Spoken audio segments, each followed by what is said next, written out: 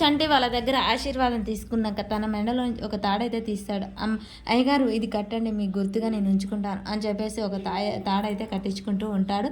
దానికి ఒక లాకెట్ ఉంటుంది. అలా కార్తీక్ బాబు మీ పుట్టినరోజు నా పుట్టినరోజు ఒకే రోజు కావడంతో ఇక నన్ను కూడా ఆశీర్వదించండి అని చెప్పేసి ఆశీర్వాదం తీసుకుంటూ ఉంటాడు. చంటి చాలా చలగ్గా అక్కడి నుంచి అయితే వెళ్ళిపోతూ ఉంటాడు. చెంచలమ్మ చంటిని చూస్తూ నాకు కార్తికేయ గుర్తొస్తున్నాడండి, నా కొడుకు లేని లోటేంటో నాకు ఇప్పుడు తెలుస్తుంది అని చెంచలమ్మ బాధపడుతూ ఉంటుంది. కేశవ ఉండి చెంచలమ్మ నీకు ఈ బాధ ఎన్ని రోజులు ఉండదు, ఎక్కడ ఉన్నా మన కొడుకును వెతికి తీసుకొచ్చి నీ సంతోషాన్ని నీ లోటును తీరుస్తాను అని చెప్పేసి అంటూ ఉంటాడు.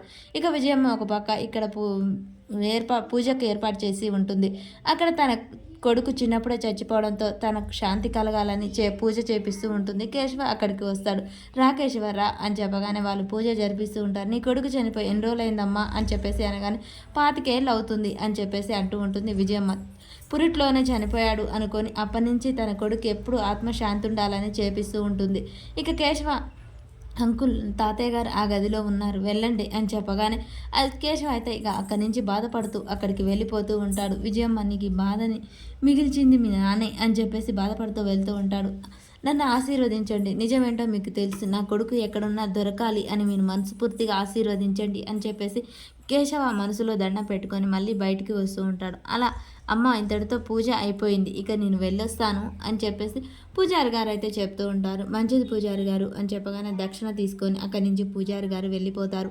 ఇక కేశవ రాగానే నేను వెళ్ళొస్తాను రా అని చెప్పగానే సరే అని చెప్తూ ఉంటాడు. విజయమ్మ ఆగండి అని చెప్పగానే ఆగుతాడు.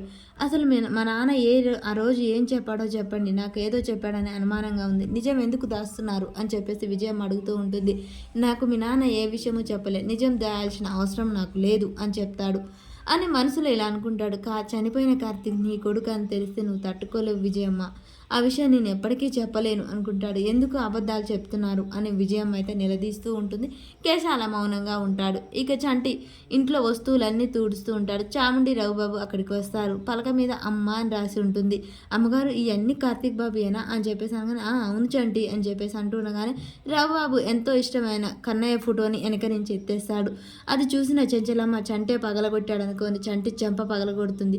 కింద పడ్డ గాజు పెంక చంటి గాయమవుతూ ఉంటుంది. నా కన్నయ్యకి ఇష్టమైన బహుమతి పుట్టినరోజు నాడు పలగొట్టావా నువ్వని చంటినైతే తిడుతూ ఉంటుంది. రఘుబాబు చాముండి వేసిన ప్లాన్కు చంటి బలి అయిపోతాడు.